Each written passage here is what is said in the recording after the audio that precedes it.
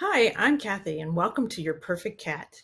I have decades of experience with cats, and I am here to teach you new things about cats and how to bond with your cat, and even how to train your cat to go on adventures with you.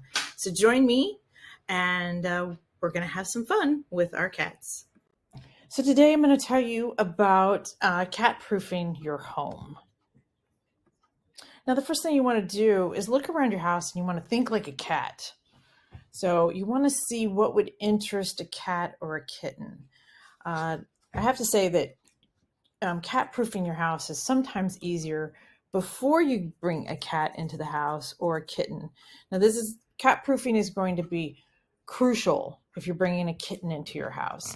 And I know that coming up here as we get closer to Christmas, that many people would be bringing kittens or a new cat into their house. I'm sure I don't have to tell you necessarily that cats go where they want and they'll move things out of their way. I'm sure you've seen it. And there's plenty of YouTube videos out there of cats sitting on tables or shelves and repeatedly knocking things off. I've had this happen myself. I had a young kitten who liked to shove stuff off the top of the refrigerator. I lost a beautiful wine carafe. He liked to knock lamps down. I can't tell you how many light bulbs were broken. And all of this stuff, particularly since it's glass, becomes a danger to your cat once they hop down. So it really is important for you to take a look around your house and see what your cat could get into and what could actually harm them, and then make it safe for them to do so. If your cat is the kind of cat that wants to be on top of the refrigerator, it might be worth putting a bed on top of the refrigerator and removing everything else that could hurt them from your refrigerator to somewhere else. I am going to show you some various things that I've done. I'll have a few pictures of around my house where I took the time to move furniture so that they couldn't get onto shelves that I didn't want them on. And that has worked really well for me.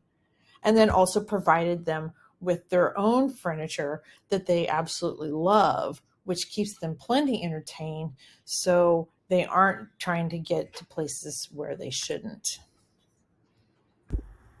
So I'm going to show you a bit about my kitchen and how you might want to go about cat proofing your kitchen. As you can see, I have blinds, and you can see that they're a little bit crooked and bent, which means the cat has pushed its head inside of them and crawled right through them. So that is a common thing, and you may want to get different blinds, reconsider blinds, or raise them up so that your cat can't do what my cats have done to the blinds. All right, so let's go over to the stove. I have a bunch of stuff on my stove, but one of the things that I got, because my knobs on my stove were a little bit on the easy to move side, so you actually have to press them down to turn them. But it's surprising because I would come in and find that the cats had somehow managed to turn them on. So I got these childproof caps. They stick on, and you have to lift the cover, and then you can turn the knob, and then afterwards close the cover. These are things that I picked up at Amazon, and I will give you the link in the description so that you can purchase these for yourself. Now, I have cupboards. You can see my cupboards. My cupboards don't have latches, and so they're not easily, it's not easy to put childproof locks on them, so I haven't. The one thing you may want to do if you have cupboards like this is watch what's inside. If they're really stuffed, which mine happen to be, that means that the cat can't get in.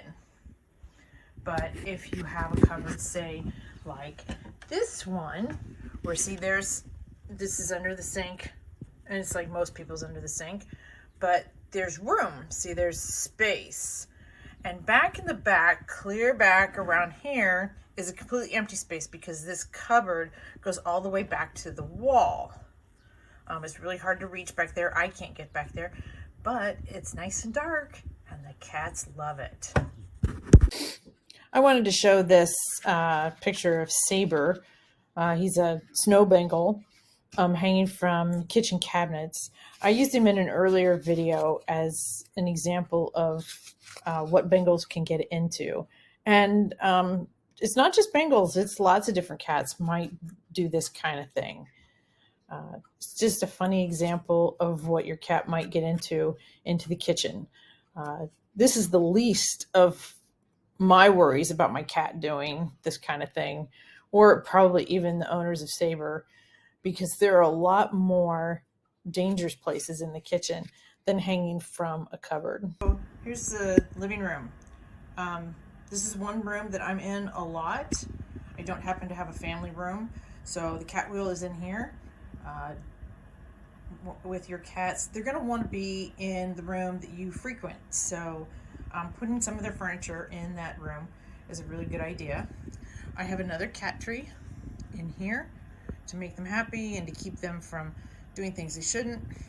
Obviously, I have the couch covered, and that's just to keep down the cat hair from the couch, and so I don't have to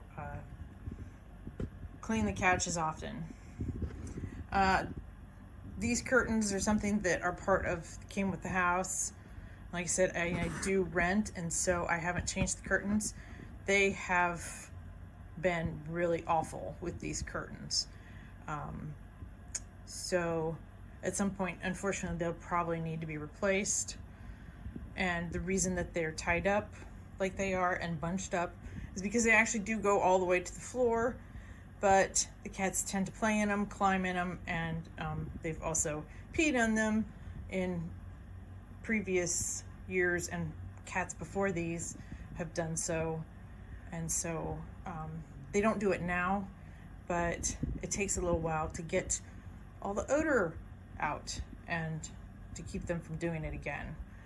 Instead of worrying about whether or not they were going to ruin the curtains, I just pinned them up to keep them out of the way of the cats.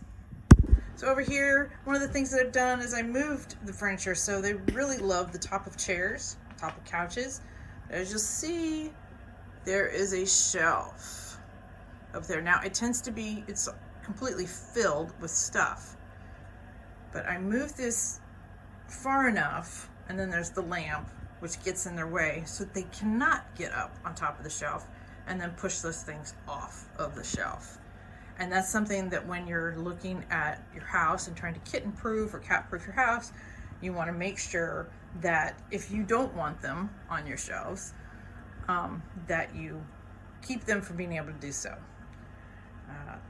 And there's two ways: keep them from doing it, moving the furniture, and providing them a lot more fun things to do than to get on your shelves. Again, I have scratchers, a few other things around. Now, most living rooms have TVs and entertainment centers and then all kinds of electronics. And so I highly recommend these cable covers, and you can run them along your floor or along your baseboards. They generally have a sticky back. They're easily cut, and they hold 2 or 3 cables inside, and you can they're easily removed as well, and you can run a nice track of cables, covered cables, right up to your outlet.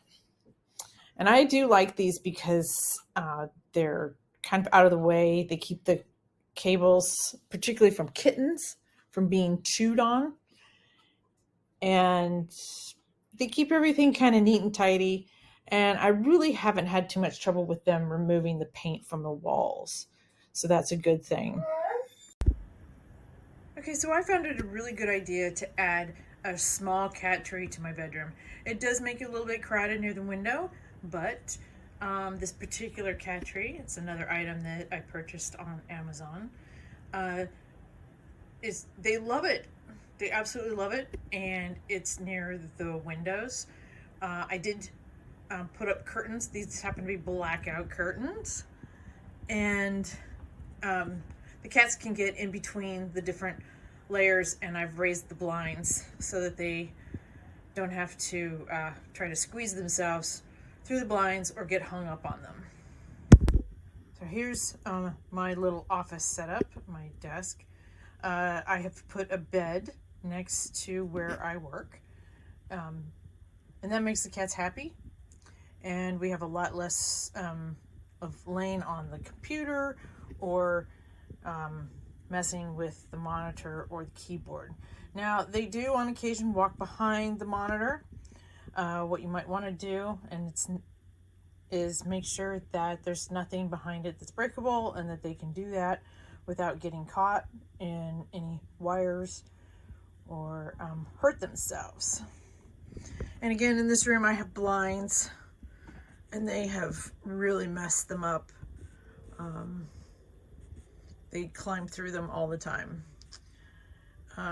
Again, that's something I happen to rent, so changing the windows or the blinds and the curtains is not something that I necessarily want to pay for or do.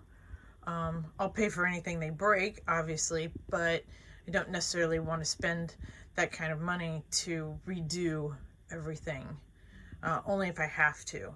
And if they were destroying the curtains, which they aren't, and this house has all kinds of crazy curtains, not necessarily my taste, but I've left them up. The cats don't really bother these curtains, which is good. And I think part of that is because they're tied back, and they're just not in the cat's way, and they block out just enough sunlight that it's not in my eyes when I'm working. Again, see? Happy cats in the office. There's actually more than one bed in here, and they can get down underneath.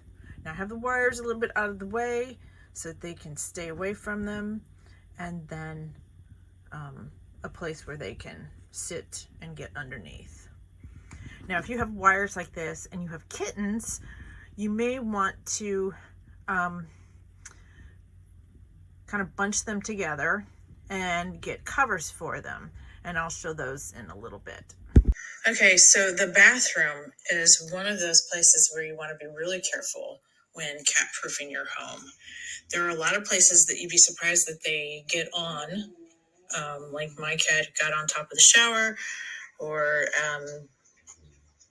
you'll see in the next little bit, you'll see Saber, who sits on top of a shower head. But there's also ways that they can get poisoned because there's soap and other personal bath items, cosmetics, and stuff that they might get into. So do be sure to put those things away that can make your cat ill, and to be on the lookout for high places that your cat might like to go.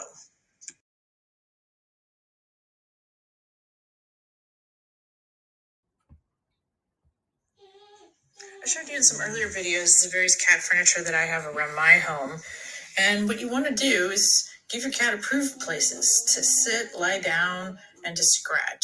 And put them in many rooms in your house, and make sure that your cat's not bored.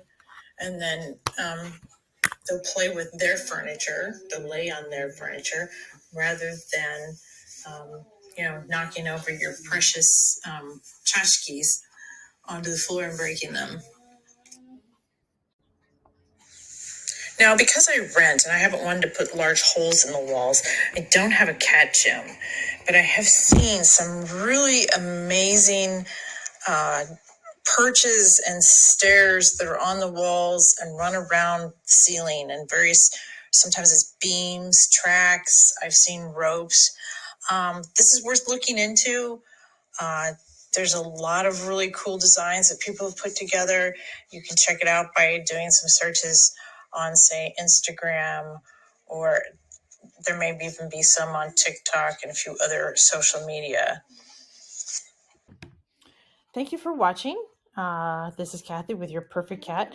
Just as a reminder, when you click any links, they're from Amazon, I do get a small amount of money for that if you do make a purchase. And if you do, thank you very much. You're helping keep my cats in toys and catnip. Thank you for watching. And don't forget to like, comment, and subscribe.